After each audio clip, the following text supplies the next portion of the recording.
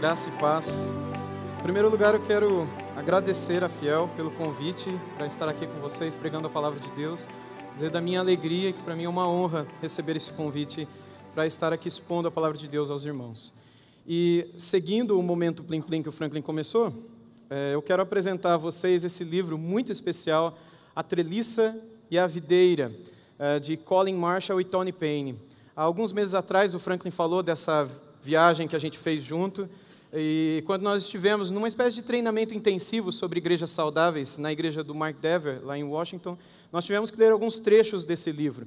E a impressão que todos que participamos desse curso tivemos é realmente de robustez, de conselhos profundos, de sabedoria bíblica com relação a esse assunto que é tão contemporâneo para nós, que é o discipulado cristão. Muita coisa tem sido dita, muita coisa tem sido escrita sobre isso, alguns livros bons, alguns livros abordando apenas o método e a estrutura, aquilo que os autores trabalham como sendo a treliça, mas deixando de lado a responsabilidade com a videira, com a vida das pessoas, com a membresia. E esse livro procura mudar a mentalidade de discipulado, que muda tudo. Essa é a proposta dos autores. E nós temos vários autores que têm recomendado essa literatura como uma literatura realmente impressionante na sua profundidade, na sua o fato de ele ser preso à palavra de Deus e expor aquilo que as Escrituras têm a dizer sobre o discipulado cristão. É um livro que nos ensina, a nós pastores, sobre como treinar os nossos irmãos, os crentes nas nossas igrejas, para que eles então possam, por sua vez, fazer discípulos também. Se você está lidando com discipulado na sua igreja, e se você pretende levar mais a sério isso na tua igreja, ou vocês que não são pastores, na sua vida como um servo de Deus, eu recomendo que você compre esse livro, devore esse livro, os conceitos bíblicos que ali estão. Eu creio que você, como eu e outros irmãos, aprenderá muito com os conceitos aqui apresentados pelos dois autores. Muito bem. O tema que eu gostaria de trazer aos irmãos nessa manhã, expor aos irmãos, é sobre humildade, humildade como um caminho para o avivamento. E falar sobre humildade é um desafio, não é? E pode até parecer ser engraçado, porque é a mesma coisa que escrever livros sobre humildade, né? Mas eu tenho consciência de que o ouvido mais perto da minha boca é o meu ouvido. Eu tenho consciência de que eu sou a primeira pessoa que preciso ouvir todos esses conselhos da palavra de Deus, e sou a primeira pessoa que preciso pôr em prática os conselhos que a palavra do Senhor nos ensina sobre esse assunto. Muita coisa tem sido dita e pregada sobre a oração, o valor da oração, o valor do jejum, o valor da fiel exposição da Sagrada Escritura. Mas eu quero te convidar a abrir a sua Bíblia comigo na Epístola de Pedro, na primeira Epístola de Pedro, no capítulo 5. Eu gostaria de ler com os irmãos o texto que vai do verso 1 até o verso 11. 1 de Pedro, capítulo 5, versos 1 a 11.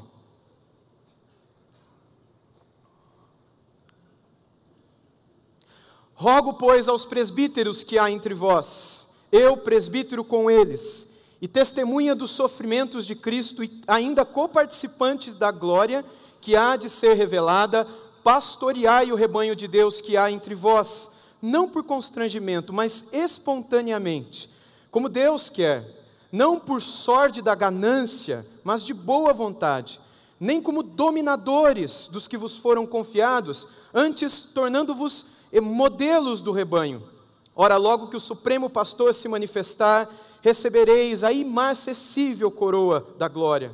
Rogo igualmente aos jovens, sede submissos aos que são mais velhos, outros sim no trato de uns para com os outros, cingi-vos todos de humildade, porque Deus resiste aos soberbos, contudo aos humildes Ele concede a sua graça. Humilhai-vos, portanto, sob a poderosa mão de Deus, para que Ele em tempo oportuno vos exalte, lançando sobre Ele toda a vossa ansiedade, porque Ele tem cuidado de vós.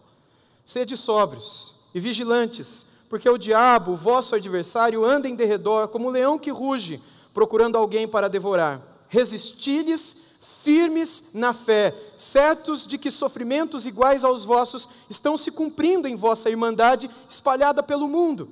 Ora, o Deus de toda a graça, que em Cristo vos chamou à sua eterna glória, depois de terdes sofrido por um pouco, Ele mesmo vos há de aperfeiçoar, firmar, fortificar e fundamentar. A Ele seja o domínio pelos séculos dos séculos. Amém. Amados irmãos, sem dúvida nenhuma, esse texto nos oferece conteúdo para muitos sermões, para inúmeras pregações. No entanto, por uma questão de tempo e de foco, eu desejo me ater a apenas 2 versículos, os versículos 5 e 6, o versículo 5, especialmente o trecho final, e expor esses 2 versos à luz da epístola de Pedro, sob essa perspectiva da humildade. E como eu disse há pouco, nós temos ouvido muitas palavras sobre a importância da oração e a importância da exposição fiel da Sagrada Escritura, e eu pretendo falar aos irmãos sobre uma atitude de coração. Não é uma oração, não é a pregação da palavra, mas é uma atitude de coração, no coração, que devem estar presentes nos momentos em que oramos e que pregamos a palavra, e que deve existir em nós, se nós queremos um avivamento, se nós queremos estar mais perto do nosso Deus. Será que nós temos problemas hoje em dia com o orgulho? Será que o orgulho é um problema entre pastores? Por que tratar de orgulho numa conferência da Fiel, onde supostamente nós não temos pessoas orgulhosas? Mas temos crentes humildes, pessoas fervorosas, pessoas que quando alguém pede um favor para que se levante e sente em tal lugar, ou quando pede para ir aqui ou ir ali, ou respeitar isso e aquilo, humildemente se submetem e consideram os outros superiores a si mesmos e se esvaziam de si. Por que é importante nós tratarmos de um tema como esse? Será que existe orgulho no povo de Deus que ora por um genuíno avivamento espiritual? Eu me lembro de anos atrás, final da década de 90, começo dos anos 2000, quando muitos pastores, eu ouvia esses pastores falando isso, reclamavam de jovens, especialmente músicos, que gostavam de tocar e quando terminava o período de adoração, eles saíam, iam beber água, ficavam conversando, não ouviam a pregação, não respeitavam o momento de oração. Hoje em dia, pregando em alguns lugares, enfim, conferências, o que eu escuto é exatamente o contrário. São ovelhas reclamando dos seus pastores, que não respeitam, que não oram junto com a igreja, que ficam conversando, que muitas vezes em situações quando outros pastores estão presentes, não respeitam a pregação do seu colega, não se submetem a ouvir a palavra de Deus. Isso não sou eu que estou dizendo, é o que eu tenho ouvido. O que eu percebo, meus irmãos, caminhando com alguns crentes, com alguns irmãos por aí, é que há um profundo senso de orgulho de fato, e de arrogância, ou talvez até mesmo de estrelismo, e de pessoas que não se importam com os demais e que não se submetem. Aquilo que se falava dos músicos há um tempo atrás, hoje se fala inclusive de pastores. Eu creio que nós precisamos de mais humildade, como Pedro aborda nos versos 5 e 6 em nosso meio. Menos arrogância, menos orgulho, mais afeto, mais atenção, menos estrelismo e mais humildade, menos soberba. Nós cantamos no início dessa manhã um trecho do Salmo 19.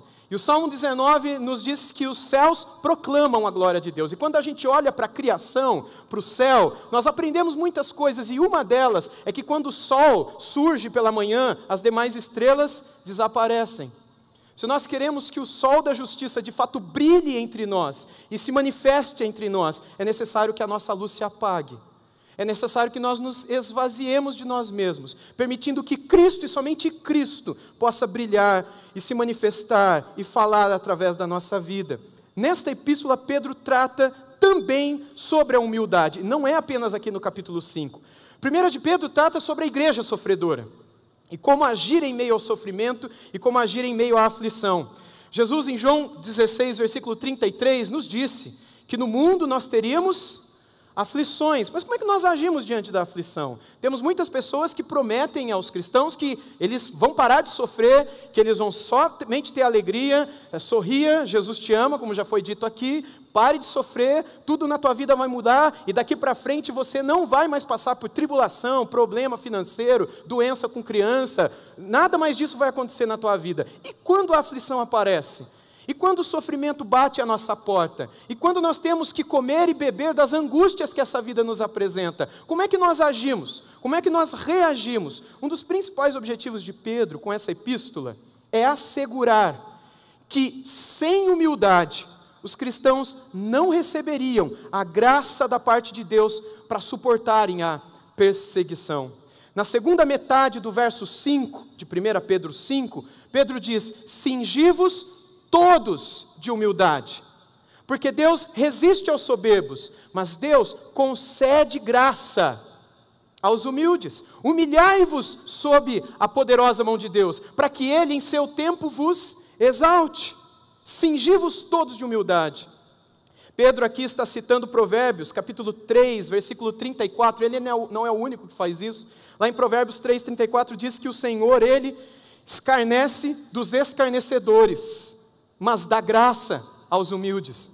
Interessante que quando Tiago, em sua epístola, no capítulo 4, versículo 6, repetindo as palavras de Salomão em Provérbios 3, 34, ele não diz, como Pedro também não diz, que o Senhor escarnece dos escarnecedores, ou como diz outras versões, ele zomba dos zombadores. Ele diz que Deus resiste aos soberbos, e essa foi a forma como os autores do Novo Testamento escolheram traduzir Provérbios 3, 34. Aparentemente fazendo uma associação com a zombaria e o escárnio, com o orgulho e com a arrogância. Mas essa foi a opção que os autores, Tiago e Pedro, fizeram em sua tradução. Mas o ponto deles não é apenas demonstrar uma espécie de resistência da parte de Deus com relação a conceder graça àqueles que estão ansiando por ela em mais diversas situações da vida. Mas o fato de Deus, do nosso Deus, ser um Deus que nos concede graça, ser um Deus que nos contempla, e que quando vê a nossa humildade, como aquela jovem chamada Maria um dia cantou ao Senhor, contemplando-a e vendo a humildade da sua serva, concedeu a graça, a encheu-a de graça. O próprio Senhor Jesus Cristo, que pelo poder do Espírito Santo habitou em seu ventre. Os cristãos, do contexto de 1 Pedro, estavam sofrendo por consequência de sua relação com a política na época. Era a segunda metade do primeiro século do cristianismo. E até aqui o Novo Testamento não fala muito sobre a relação entre os cristãos e a política. Os cristãos estavam sofrendo por causa de seus embates e enfrentamentos com a política na época, mas até aqui pouca coisa no Novo Testamento é dito sobre o assunto. E nas poucas vezes que assuntos políticos são mencionados, eles normalmente estão relacionados ao domínio local herodiano ou ao sistema imperial, como na frase de Jesus em Mateus 22, 21, dai a César o que é de César e dai a Deus o que é de Deus.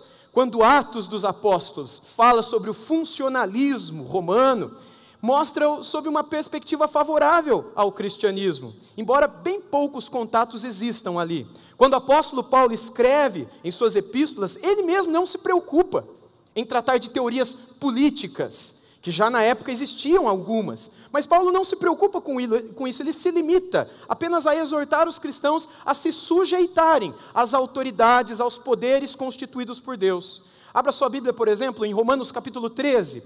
Em Romanos capítulo 13, o apóstolo Paulo, nos 5 primeiros versículos, menciona a maneira como os cristãos deveriam lidar com a casa imperial de Roma e com as forças governamentais que estavam sobre eles naquela época.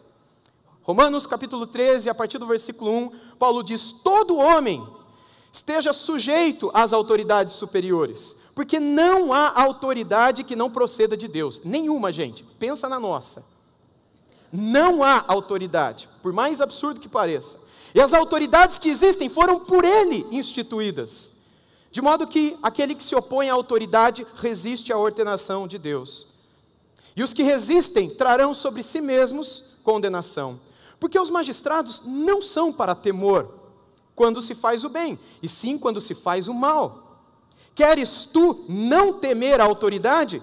Faze o bem e terás o louvor dela, visto que a autoridade é ministro de Deus, para o teu bem. Entretanto, se fizeres o mal, teme, porque não é sem motivo que ela traz a espada, pois é ministro de Deus, vingador, para castigar o que pratica o mal. É necessário que lhe estejais sujeitos, não somente por causa do temor da punição, mas também por dever da consciência. Por que será que existe tanta ausência de tratamentos mais específicos com relação à política? E a razão é simples, meus irmãos. O cristianismo não é político. O cristianismo é espiritual. No Evangelho segundo João, no capítulo 18, verso 36, Jesus Cristo disse: o meu reino não é desse mundo. Logo, os cristãos não viam por onde se envolver e se misturar com a política. Eles entendiam que a missão da igreja não era política. Irmãos, sem dúvida nenhuma, os ensinamentos de Jesus, tudo aquilo que nós aprendemos dos princípios de Cristo tem consequências sociais e políticas, mas nem ele, nem os seus apóstolos foram revolucionários ou foram agitadores dentro desse campo. Um outro ponto interessante é que o cristianismo, na primeira parte do primeiro século, no período anterior à escrita de 1 Pedro, era um cristianismo que existia somente dentro do judaísmo. O cristianismo nasceu dentro do judaísmo. O judaísmo, por sua vez, era uma religio lícita, era uma religião permitida pelo Estado, e era não só permitida, mas protegida pelo Império Romano naquele tempo. Se os cristãos não dessem origem à confusão ou a qualquer baderna, eles seriam facilmente ignorados. Era uma religião dentro daquela maior, chamada judaísmo, conforme compreendida e conhecida pelo Estado romano. Durante a primeira metade do primeiro século, os cristãos que entraram em contato com o Império Romano deixaram uma impressão favorável. Paulo, por exemplo, exigiu que reconhecessem os seus direitos de cidadania romana, os quais foram respeitados, lá em Atos 16, Atos 22. Ele não teve problema. A igreja sempre teve uma atitude pacífica de infiltração e penetração na sociedade. Sua ênfase sempre foi irênica, sempre foi pacífica e sempre teve a motivação de levar o evangelho de Jesus. No começo da segunda metade do primeiro século, o cenário para os cristãos começou a mudar um pouco. Os cristãos já não eram mais vistos como um grupo dentro do judaísmo, mas agora eles já eram vistos como um grupo distinto. A crença em um Deus invisível e em um homem que tinha ressuscitado dos mortos começou a despertar um pouco de desprezo sobre esse grupo, um pouco de zombaria, que por fim acabou levando ao ódio e também a alguns mal-entendidos. Corria o ano de 63 depois de Cristo, quando o general romano Pompeu invadiu Jerusalém, conquistou Jerusalém, tempo em que os judeus passaram a chamar os romanos, ou a cidade de Roma, como a Babilônia, fazendo uma espécie de crítica e uma série de reclamações e críticas a essa Babilônia, talvez por causa da associação com o paganismo e das blasfêmias, e também da corrupção com a antiga Babilônia, que fez parte da própria história do povo de Israel. O próprio Pedro, quando escreve essa carta, ele diz que ele escreveu de Babilônia, fazendo aí uma associação muito provável com a cidade de Roma. Essa carta foi escrita no ano de 64, 65 aproximadamente, depois desse período. E é nessa fase que a igreja chega no ápice dos mal-entendidos. No dia 18 de julho de 64, Nero coloca fogo na cidade de Roma. Os irmãos já ouviram sobre isso aqui durante a semana. 14 bairros na cidade de Roma, 10 incendiados, e pela providência de Deus, os 4 que ficaram intactos eram bairros cristãos ou judeus. E ali Nero teve um gancho para poder jogar a culpa nos cristãos. E começou uma perseguição aos cristãos em loco, ali na cidade de Roma e nas imediações. Os pais da igreja nos legam a informação, como o bispo Dionísio de Corinto, escrevendo para os romanos, no primeiro século, de que o apóstolo Pedro e também o apóstolo Paulo morreram debaixo dessa perseguição, começada por Nero. Esse foi o ápice dos mal-entendidos, e é nesse cenário que muitas igrejas passaram a ficar apreensivas. Como é que nós agimos diante de um governo que agora nos olha com desconfiança? Até agora nós éramos tolerados, mas agora, por causa de alguns mal-entendidos, algumas confusões, o governo nos olha com uma espécie de desconfiança. Até agora eram apenas zombarias e críticas, mas agora eles querem nos matar. Como é que nós agimos diante de um governo corrupto? Como é que nós agimos diante de um governo que não somente nos olha com desconfiança, mas que começou a nos perseguir? Como é que nós poderíamos reagir? Será que nós podemos resistir à perseguição? Ora, isso violaria o princípio de obediência pacífica ao governo, às autoridades. Será que nós podíamos, pensando com os cristãos daquela época, montar uma organização de resistência? Se fizéssemos isso, isso daria origem a mais acusações contra os cristãos. Como é que nós agimos então? A gente tem que ficar quieto e aceitar a perseguição e a inevitável extinção? como é que nós agimos? E se as brutalidades iniciadas por Nero na cidade de Roma e suas imediações chegar também aqui, nas cidades para as quais Pedro escreve, nos eleitos forasteiros da dispersão no Ponto, na Galácia, na Capadócia, na Bitínia? E se a perseguição chegar aqui até nós também, como é que nós vamos reagir diante dessa situação? O povo de Deus e os pastores, os líderes, os presbíteros e pastores, que o apóstolo Pedro chama a atenção no início do capítulo 5, esperavam por uma resposta. E 1 Pedro foi escrito com o objetivo de responder a estas questões. A epístola é escrita aos eleitos dispersos. Todos deveriam dar ouvidos a essas palavras. Foi a perseguição que deu origem a essa carta. O sofrimento é uma das teclas que mais se repletem nessa carta. 16 vezes, 5 capítulos, uma média de 3 vezes por capítulo, Pedro toca nesse assunto, toca nessa tecla. No capítulo 1, versículo 6, Pedro diz que os crentes estavam tristes, mas que eles não deveriam se entristecer demais por causa da tentação que surgia no meio deles. No capítulo 2, versículo 19, Pedro vai assegurar aos cristãos que eles deveriam, e que eles não tinham que ficar tristes por sofrer injustamente. Cristo sofreu. No capítulo 3, versículo 14, Pedro diz que os cristãos deveriam sofrer por amor à justiça de Deus. No capítulo 4, versos 12 a 16, Pedro diz que eles não deveriam ter vergonha de sofrer por serem cristãos. E no capítulo 5, Pedro vai dizer no versículo 9 que todos eles deveriam estar cientes de que sofrimentos como o deles estava acontecendo entre irmãos espalhados pelo mundo todo. E todos deveriam suportar o sofrimento, a aflição, os problemas que estavam surgindo no meio deles, com coragem e com humildade. Só assim, com humildade, a graça se manifestaria e os sustentaria diante daquela situação. Cingi-vos todos de humildade, porque Deus resiste aos soberbos, mas concede graça aos humildes. Mas vamos tentar entender isso um pouco mais, no contexto mais amplo dessa carta. No capítulo 1, Pedro inicia deixando claro quem são os destinatários. Ou seja, um grupo grande de cristãos. No capítulo 1, verso 1, ele diz, os eleitos que são forasteiros da dispersão, no Ponto, na Galácia, na Capadócia, na Ásia e na Bitínia. Há uma exortação quanto à vida em santidade. Pedro vai repetir a expressão de Levíticos 11, 44 e 45, que o povo de Deus deveria ser santo. Lá em Levítico 11, a partir do versículo 44, Deus diz, eu sou o vosso Senhor. Portanto, vós vos consagrareis e sereis santos, porque eu sou santo. E não vos contamineis por nenhum enxame de criatura que se arrasta sobre a terra. Eu sou o Senhor, que vos faço subir da terra do Egito. Portanto, vós sereis santos, porque eu sou santo. E depois de dizer essas palavras, Pedro termina com uma exortação ao amor sincero entre os irmãos. A santidade, ela leva ao amor. Eles estavam espalhados, mas eles deveriam continuar se amando.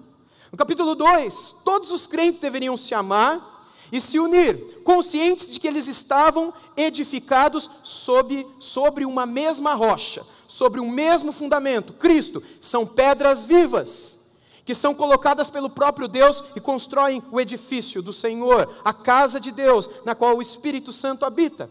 Pedro fala no capítulo 2, a partir do versículo 6, pois isso está na Escritura, eis que ponho em Sião uma pedra angular, eleita e preciosa, e que quem nela crer, não será de modo algum envergonhado.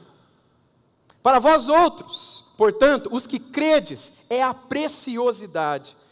Mas para os descrentes, a pedra que os construtores rejeitaram, esta veio a ser a principal pedra angular e pedra de tropeço e rocha de ofensa.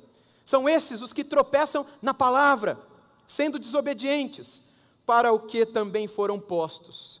Verso 9, vós, porém, sois raça eleita, sacerdócio real, nação santa, povo de propriedade exclusiva de Deus, a fim de proclamardes as virtudes daquele que vos chamou das trevas para a sua maravilhosa luz.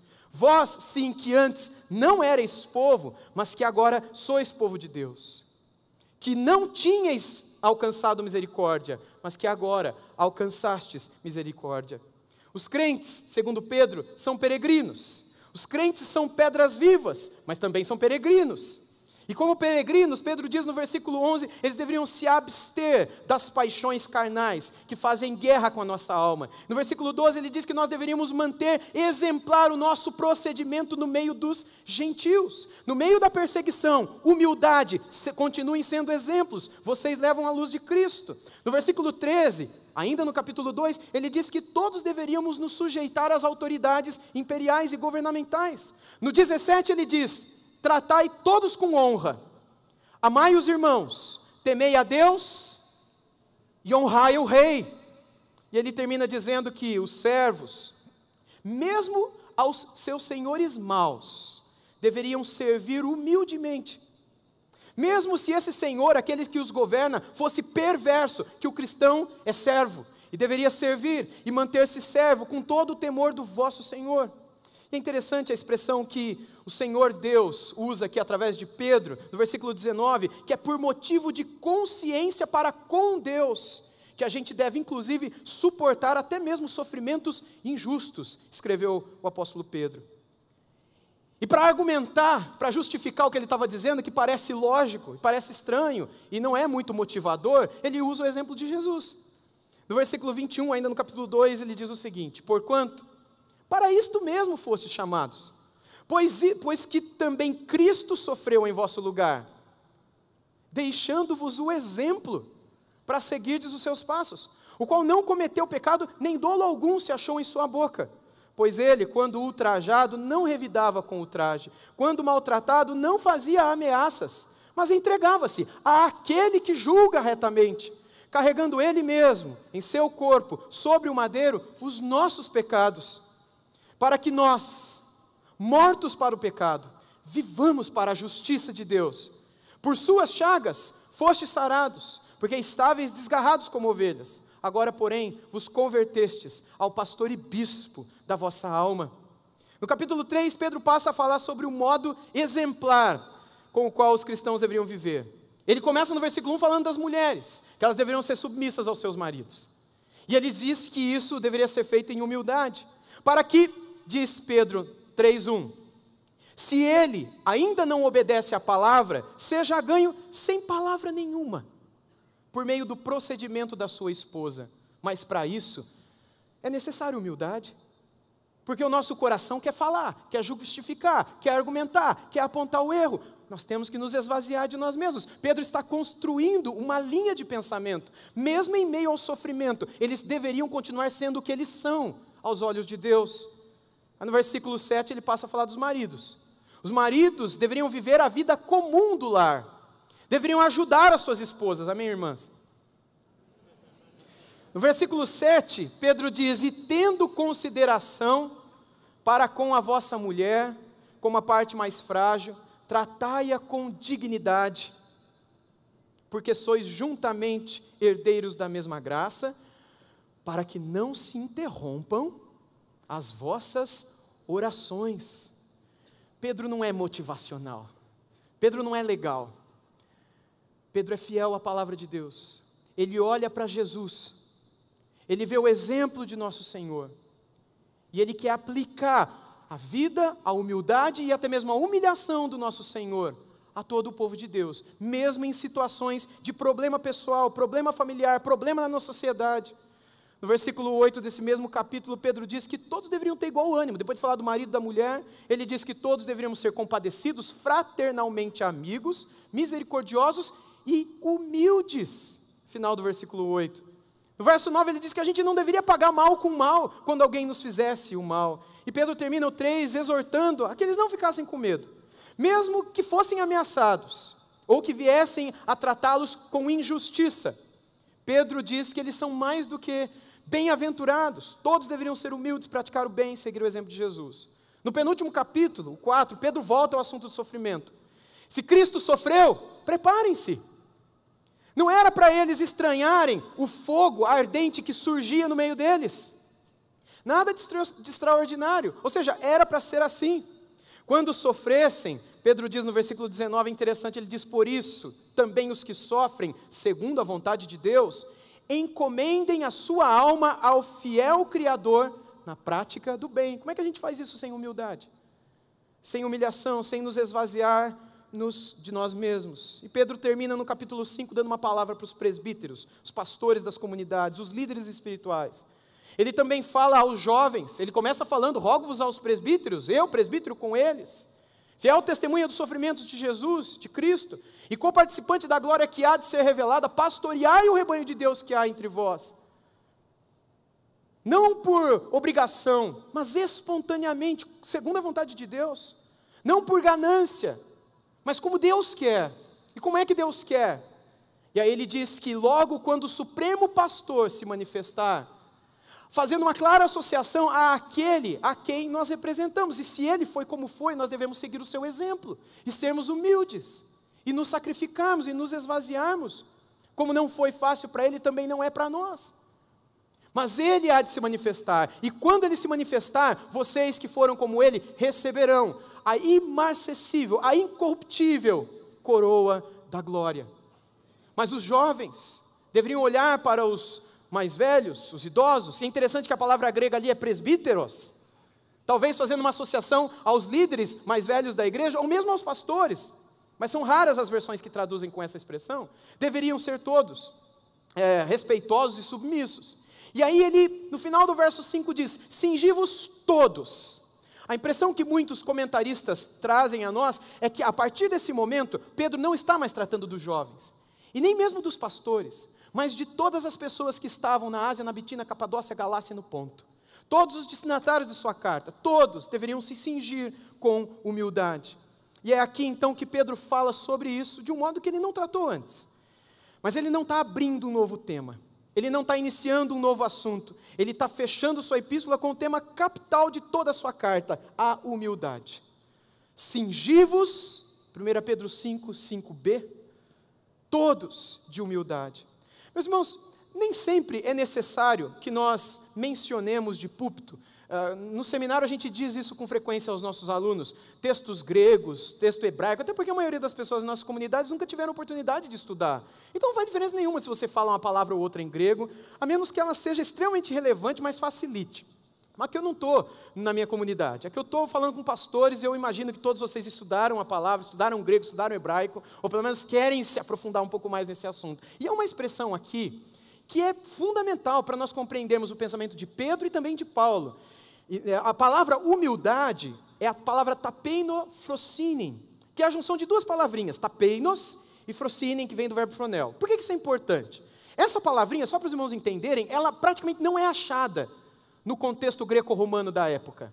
Praticamente ninguém usou essa palavra. Muitos linguistas dizem que essa palavra talvez tenha sido cunhada pelo próprio apóstolo Paulo em suas epístolas, e Pedro está usando esse mesmo termo aqui. A palavra tapeinos, que dá origem à palavra latina tapetum ou tapetum, que deu origem à palavra portuguesa tapete. Interessante, tapete, tapetum, tapeinos, humilde. É muito interessante porque a palavra nossa para tapete está ligada à palavra humilde. Já parou para pensar nisso? Capacho, humilde. E a outra palavra é frosinen, que veio do verbo fronel, que diz respeito ao pensar, a ter uma mente sábia, ao buscar pensamento, enfim. Ou seja, essa palavra literalmente nos leva a pensar que nós devemos nos vestir com uma disposição mental de humildade. A nossa mente deveria ser vestida de humildade. Logo, o que nós aprendemos aqui é que humildade não tem a ver com aparência física. Olha que homem humilde, a maneira como ele se veste. A maneira como ele penteia o cabelo todo desgrenhado, ele nem lava o rosto, porque é humilde. Sabe, aquelas irmãs também, que andam de uma maneira totalmente humilde. Humildade não tem a ver com aparência externa. A palavra que Paulo cunha e Pedro usa, tem a ver com uma humildade do coração, uma humildade que Deus vê. E é a que importa. A outra palavra que aparece em koboomai, literalmente a palavra coloque uma roupa. Então, cingivos de humildade se vistam. Essa palavrinha em koboomai normalmente está associado com o avental que os escravos colocavam quando não tinham de fazer os seus serviços. Ou seja, o que Pedro está falando, e os irmãos entenderam naquela época, coloquem um avental de escravo e sirvam-se uns aos outros. Sejam humildes em todas as situações. Se vocês querem que a graça de Deus se manifeste sobre vocês. Se vocês querem experimentar a graça de Deus sustentando vocês. Porque Deus resiste aos soberbos, mas Ele concede graça aos humildes. Como é que nós entramos na família da fé? Como é que nós nos convertemos sem humildade? A humildade foi o nosso primeiro passo na caminhada com o Senhor Jesus Cristo. E a humildade também é sempre o primeiro passo quando nós queremos crescer e nos amadurecer a imagem do Filho de Deus. Meus irmãos, nós devemos nos vestir. O Mary Tinney, que é um teólogo do Novo Testamento, costuma afirmar que essa é a expressão de Jesus. Quando ele se agacha para lavar os pés dos seus discípulos, quando ele se cinge com uma toalha para poder lavar o pé dos seus discípulos, tapei no frocine. Há uma atitude sendo posta em prática. E Pedro aqui ele não está escrevendo um ensaio formal. O tom da carta é de uma pregação, com exatos 34 imperativos ao longo de toda a carta. E apesar de ser bastante imperativo, não é? Pedro enfatiza o tempo todo a humildade, como fundamento para o recebimento de uma graça sustentadora em tempos de aflição. Irmãos, a mesma graça sustentadora para tempos de aflição é a graça que buscamos para os dias de avivamento. Se a exortação de Pedro quanto à humildade, que conduz à graça, pudesse ser aplicada ao contexto desta conferência, concluiríamos, pelas palavras de Pedro, que sem humilhação pessoal, sem humildade diária, não experimentaremos um genuíno avivamento. Um exaltar-nos para mais perto do Pai, um levantar-nos, um erguer-nos e um derramar de sua graça. Mas para isso a gente precisa matar o orgulho. O orgulho no coração do marido, o orgulho no coração da esposa, o orgulho no coração do empregado, do servo, do funcionário, o orgulho no coração do patrão, do profissional liberal, que muitas vezes se acha, porque tem controle da situação, tem as suas fontes, tem as suas poupanças, e lida com orgulho diante de tudo aquilo que conquistou, e diante da capacidade que tem de enfrentar a crise, acima dos restantes mortais que estão padecendo. Nós deveríamos nos despir de todo espírito de orgulho que eventualmente brotasse no nosso coração. O orgulho foi o primeiro pecado da humanidade, provavelmente vai ser o último também. Charles Spurgeon dizia que o orgulho é tão natural ao ser humano quanto a erva daninha, a tiririca. Sabe aquela plantinha, aquele matinho, no interior aqui de Araraquara, chama de tiririca. Aquela plantinha que você arranca, ela nasce de novo, arranca, nasce de novo. E tem que arrancar a batata lá debaixo do solo, e às vezes ela está muito fundo enterrada. É difícil. Assim como as ervas daninhas que brotam em um campo regado, um campo bem regado, assim é o orgulho brotando no nosso coração. Ele é um pecado que permeia todas as coisas, sufoca todas as coisas. Se você mata o orgulho e o enterra, ele estoura o túmulo e revive, ressuscita e te atormenta. Se você corre atrás do orgulho, tal como um caçador atrás de uma raposa e o destrói, do nada o seu fantasma reaparece para te atormentar. O orgulho é um pecado com 1000 vidas. Parece impossível poder matá-lo em nosso coração. Ele floresce sempre que você acha que se livrou dele. É um pecado com 1000 formas. Parece impossível você pegar. Você imagina, não, essa área eu entendi na minha vida, aqui eu sou orgulhoso, eu preciso mudar. Minha esposa já falou para mim. E aí você tenta pegar, e quando menos você imagina aquilo como uma fumaça se dissipa e sai da tua mão, e ressurge com uma outra forma, no teu coração. E você vê que o orgulho sempre está ali, e o tempo todo zombando de você, zombando da sua incapacidade de frutificar em humildade. Para morrer para o orgulho, meus irmãos, nós precisamos morrer para nós mesmos.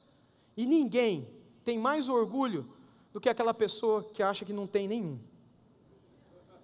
Nós vivemos em uma cultura que recompensa os orgulhosos. C.J. Mahaney, no seu livro Humildade, a Verdadeira Grandeza, editado pela Fiel, um livro muito bom, no começo do livro é um tom que ele volta ao longo de todo o livro, que a humildade sempre será o nosso melhor amigo, a nossa melhor amiga, mas o orgulho sempre será o teu pior inimigo. Embora todos queiramos ser humildes, poucos de nós temos dado atenção ao que realmente significa ser humilde. Jonathan Edwards, sobre quem nós ouvimos, tinha consciência da sua fragilidade e da sua dependência de Deus.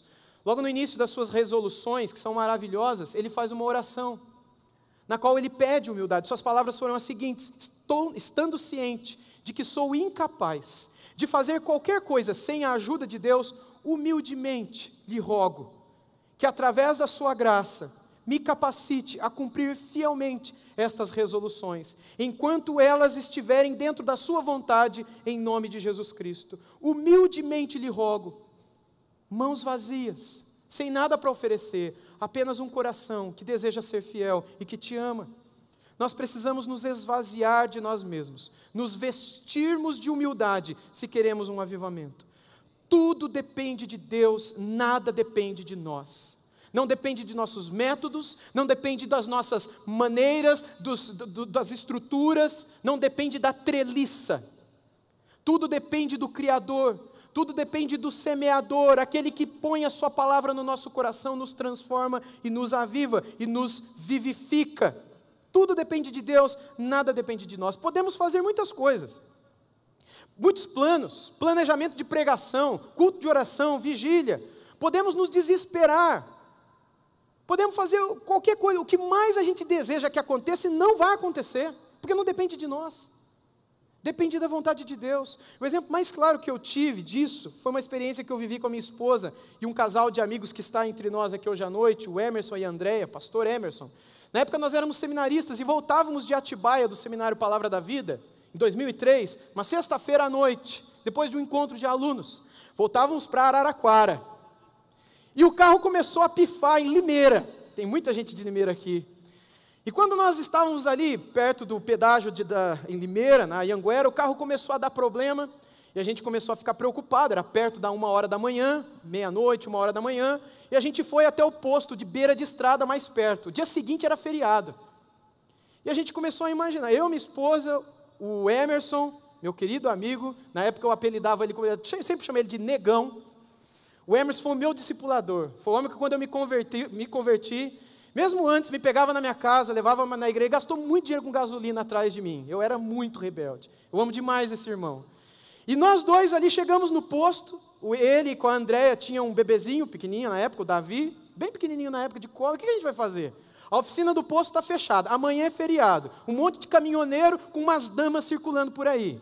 O que a gente vai fazer?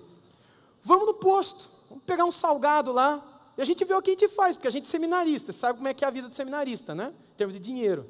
A gente vai lá, e amanhã a gente vê o que a gente faz, vamos orar, pedir para Deus ter misericórdia de nós. A gente volta para o carro e dorme os 5 dentro desse carro aqui. E beleza, fomos para o posto. Quando estávamos chegando perto do posto, parou um carrinho. Aí o Emerson falou, vamos lá falar com ele?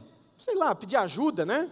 Imagina, gente, 1h da manhã, nós dois com cara de cansado, estudamos o dia inteiro, reunião no final da noite, viajando, o carro quebrou tenso. E chega eu e chega o Emerson, do lado do carro. O cara já estava saindo do carro. Um rapazinho novo, um cabelo, aquele rabinho de cabelo, né? Novo, saindo do carro. A hora que ele viu a gente chegando, ele entrou no carro, fechou a porta e começou a subir o vidro. Aí o Emerson chegou diante dele e falou, a gente pode falar com você? A gente queria só pedir uma ajuda. E ele pode com o vidro aberto, um tantinho assim só, né? E aí o Emerson começou a falar, não, é que o nosso carro quebrou, a gente está viajando, estamos com criança no carro. A gente queria saber se você sabe de alguma oficina mecânica aberta aqui em Coideirópolis, ou Limeira, ou Rio Claro, algum lugar, só para a gente poder passar a noite, depois a gente dá um jeito. A gente não quer nada de você não, viu? A gente só quer saber. E ele, assustado, ele falou, mas de onde vocês estão vindo? A gente está vindo de Atibaia. Tá, e o que vocês fazem lá em Atibaia? A gente estuda, a gente é estudante, né? E vocês estudam o que lá? O que vocês fazem lá? A gente estuda teologia, a gente é estudante de teologia. E o que é teologia? A gente falou, não, a gente estuda sobre Deus, coisas de Deus, a gente é seminarista, né? A gente vai ser pastor um dia, tal. Eu não sabia quem era o cara, não sabia se ele entendia dessas coisas. Ele falou, mas como é que é o nome do seminário que vocês estudam lá? Aí a gente já começou a ficar chateado, né? A gente falou, é Seminário Bíblico Palavra da Vida. E como é que é o nome do diretor do seminário? A gente achou que ele estava tirando sarro da nossa cara. Né? Enfim, a gente falou, né? O Carlos Oswaldo Cardoso Pinto. Ele falou, o Carlos Oswaldo é meu amigo. O Carlos Oswaldo foi meu professor. Eu me formei lá alguns anos atrás, eu sou pastor na igreja aqui, na cidade do lado. Rapaz, a gente estava numa vigília de oração até agora há pouco, incentivei os irmãos a virem aqui comer no posto. Mas os irmãos não quiseram, vim eu sozinho aqui, eu sou solteiro. Eu vou dizer uma coisa para vocês, vamos lá, eu vou pagar um lanche para vocês, vou levar vocês para minha casa, vocês vão dormir na minha casa, vou dar um café da manhã para vocês amanhã, e eu vou comprar a peça e vou trocar a peça para vocês. E assim ele fez. Aquele dia nós tivemos uma lição de que nada depende de nós. Tudo depende da graça do Senhor que nos vê e que cuida de nós de uma maneira tão extraordinária. Irmãos, tudo depende de Deus, nada depende de nós. E como tudo depende de Deus, nós precisamos andar como Ele espera que nós andemos, não como nós gostamos de andar, não como nós queremos agir e falar. Alguns anos atrás, eu fui convidado para pregar numa conferência em Campos do Jordão. Foi outra lição que Deus me deu, sobre o meu orgulho. Eu fui convidado e estava eu e um outro pastor famoso de uma grande igreja de Campinas, e enquanto ele pregava, a molecada, conferência de jovem, não piscava olhando para ele, né? E ele contando das pessoas famosas que ele conhecia da igreja dele, políticos famosos, atores e atrizes, jogadores de futebol. E enquanto ele contava aquelas ilustrações, eu sentado no primeiro banco ouvindo, a molecada não piscava. E ele falando que ele ligava para o Kaká, e falando, eu vou tentar, depois a gente bate um papo com ele, a gente liga, faz um Skype. Das vezes que o Neymar e o Davi Luiz ligaram para ele para pedir oração. E eu no meu coração, pecador, arrogante, dizia, Deus, o que eu vou contar para esses jovens depois? Eu pecando no meu coração. Eu, gente, só conhecia o Tonhão, o quarto zagueiro da Ferroviária de Araraquara. Mas esses jovens provavelmente nunca ouviram falar do Tonhão.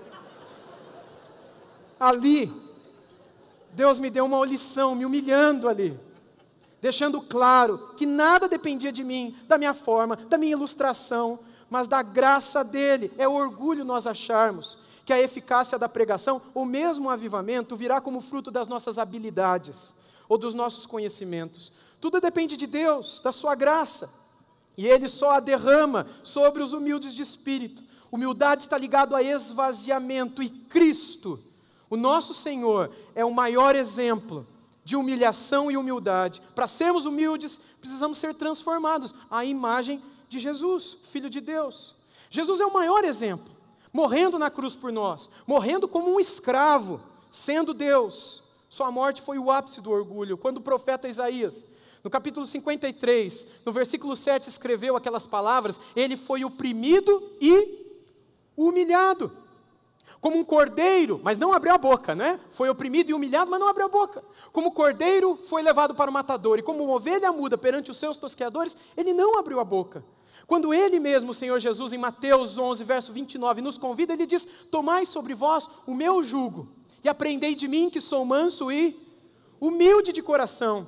Ele diz para a gente o seguinte, venham a mim. Eu tenho um jugo sobre o meu pescoço. Uma trave, fica aqui do meu lado, se coloca aqui, se abaixa, se esvazia, coloca sobre você o jugo que está sobre mim, porque o meu jugo, eu sou manso e sou humilde, o meu jugo é suave. Se coloca do meu lado, se rebaixa e siga o meu exemplo, siga no meu passo. Sabe qual é a promessa que está no final do versículo 29? Se nós nos humilharmos, se nós nos colocarmos do lado dele e seguirmos o seu exemplo, ele diz, e achareis descanso para as vossas almas.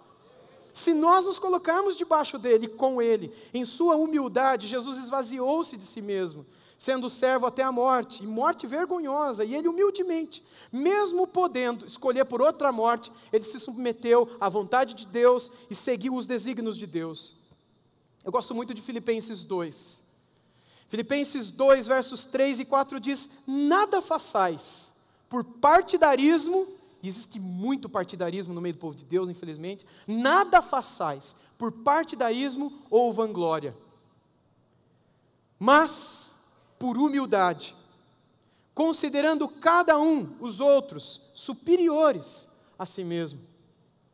Não tenha cada um em vista o que é propriamente seu, mas também cada qual o que é dos outros. E o texto em Filipenses 2, a partir do verso 5, diz que essa humildade, no contexto dela, ele diz, tende em vós o mesmo sentimento que houve também em Cristo Jesus, o qual, pois ele, subsistindo em forma de Deus, não julgou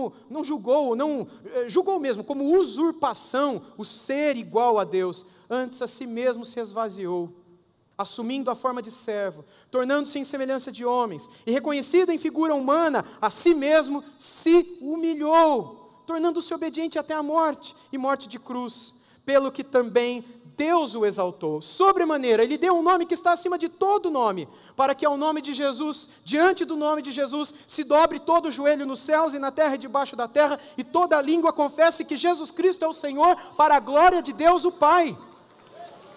Meus irmãos, porque Jesus se humilhou mais do que todos os homens, porque Ele desceu ao nível mais baixo de humildade, Deus o exaltou. O homem mais humilde, mais humilhado também foi o homem mais exaltado. Se queremos ser sustentados pela graça, devemos seguir o exemplo de Cristo.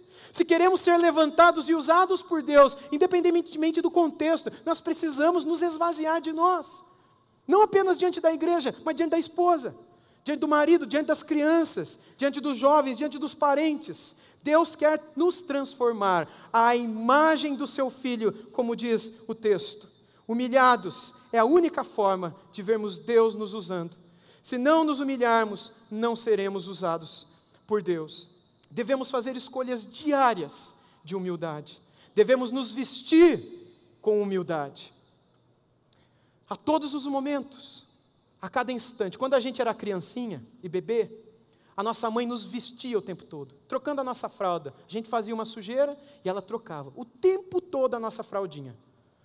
Hoje a gente cresceu, mas a gente continua tendo que trocar as nossas vestes. A gente precisa continuar se esvaziar de nós, se esvaziarmos de nós. Eu tenho que olhar para a minha vida, eu preciso me esvaziar. Quando? Só amanhã? Não, a cada momento do dia. A cada instante. E me vestir o tempo todo com essa graça que o Senhor Deus apresenta em sua palavra. Meus irmãos, Deus está entre nós. O Espírito do Senhor está entre nós. Nós estamos na presença de Deus. E Tiago diz em capítulo 4, no versículo 10, humilhai-vos na presença de Deus. E Ele vos exaltará. Eu termino com a palavra do profeta Miqueias. O profeta Miqueias, no capítulo 6, versículo 8, ele diz para nós que nós não apenas devemos nos vestir, que nós não devemos lembrar da humildade e da humilhação quando estivermos adorando o Senhor, mas ele diz que nós devemos andar em humildade, em Miqueias 6:8. Miqueias 6:8 diz, e Ele te declarou, ó homem, o que é bom, e o que é que o Senhor espera de ti, que pratiques a justiça, que ames a misericórdia, e que andes humildemente com o teu Deus. É isso que Deus espera de nós, que Deus nos ajude, que possamos seguir os passos de Jesus. Deus resiste aos soberbos, mas Ele concede graça aos humildes. Cingi-vos todos de humildade, pois Deus resiste àquele que assim não o faz, mas Ele concede a sua graça aos humildes. Se queremos graça para um avivamento, se queremos graça para um despertamento, se queremos que Deus nos dê graça para sermos sustentados em momentos de aflição na vida e ao longo da nossa caminhada cristã, se queremos graça hoje, meus irmãos, é necessário que vistamos o avental da humildade, que consideremos o outro com paciência, que consideremos uns aos outros com respeito, com amor, e até mesmo considerando o outro como superior a nós mesmos. Foi isso que Ele fez por nós e Ele é o nosso exemplo. Se não matarmos o orgulho e não agirmos como nosso Salvador agiu, como os irmãos do Ponto, da Ásia, da Galácia, da Bitínia agiram, como Tiago disse que deveriam agir, como Miqueias disse que deveríamos agir, como Cristo nos convidou para que agíssemos, como Paulo cunhou a palavra dizendo que nós deveríamos agir, se não agirmos dessa maneira, jamais veremos um derramar de sua graça. Cingi-vos todos de humildade, porque Deus resiste aos soberbos, mas Ele concede graça aos humildes. Humilhai-vos, portanto, sob a poderosa mão de Deus, para que Ele, em seu tempo, nos exalte, para a sua honra e glória. Vamos orar ao Senhor. Santíssimo Deus, nós te damos graças pela Tua palavra, que sempre aponta o nosso erro e a nossa fraqueza. Tu és o amado da nossa alma. Tu és aquele que nos ajuda a ler o nosso próprio coração. E quando nós olhamos para o Teu exemplo, como o Senhor nos amou, tão humildemente, na manjedoura do Teu nascimento, na maneira como o Senhor sofreu naquele jardim de agonia sozinho, a maneira como humildemente o Senhor sofreu naquela cruz. Quando olhamos para a tumba da ressurreição, quando olhamos para a Tua atitude agora no céu intercedendo por nós, o que podemos ver é humildade. Senhor, nos encoraje com a Tua palavra, desafia o nosso coração, a fim de que a gente possa driblar as tentações arrogantes, o orgulho, resistirmos às ciladas, renunciarmos ao mundo e sermos corajosos e valentes pela Tua palavra. Aprofunda em nós, Deus, um profundo senso de santidade no nosso relacionamento com o Senhor. Tu és o amigo dos pecadores, o amigo dos orgulhosos, mas aquele que nos ensina a nos colocarmos debaixo do Teu jugo. Senhor, ajuda-nos para que possamos morrer para nós mesmos, negarmos a nós mesmos, como o Senhor morreu e se negou por nós.